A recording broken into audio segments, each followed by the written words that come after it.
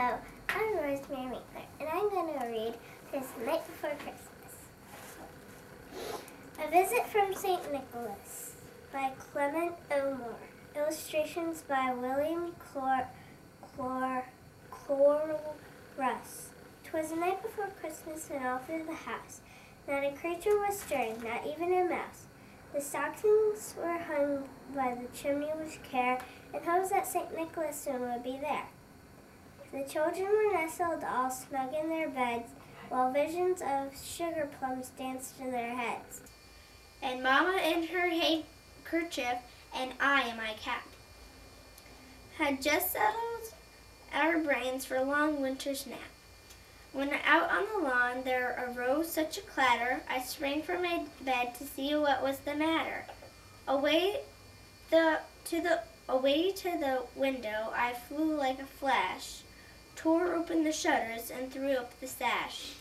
The moon on the breast of the new fallen snow gave a luster of midday to objects below. When what to my wondering eyes did appear but a miniature sleigh and 8 tiny reindeer. With a little old driver so lively and quick, I knew in a moment it must be St. Nick. More rapid than eagles, his coursers they came, and he whistled and shouted and called them by name. Now Dasher, now Dancer, now Prancer and Vixen, on Comet, on Cupid, on Donner and Blitzen. To the top of the porch, to the top of the wall, now dash away all. As the dry leaves that before the wind hurricane fly, when they meet with an obstacle mount to the sky, so up to the housetop the coursers they flew, with the sleigh full of toys and St. Nicholas too. And then in a twinkling I heard on the roof the prancing and pawing of each little hoof. As I drew in my head and what was turning around, down the chimney St. Nicholas came with a bound. He was dressed all in fur from his head to his toe, and his clothes were all tarnished with ashes and soot. A bundle of toys he had flung on his back, and he looked like a peddler just opening his pack. His eyes, how they twinkled, his dimples, how merry. His cheeks were like roses, his nose like a cherry.